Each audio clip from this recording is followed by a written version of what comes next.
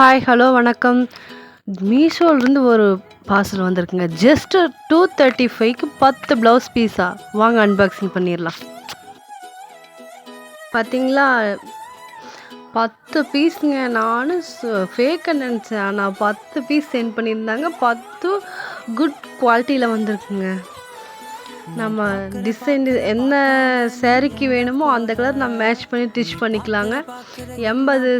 80 பாயிண்டில் கொடுத்துருந்தாங்க.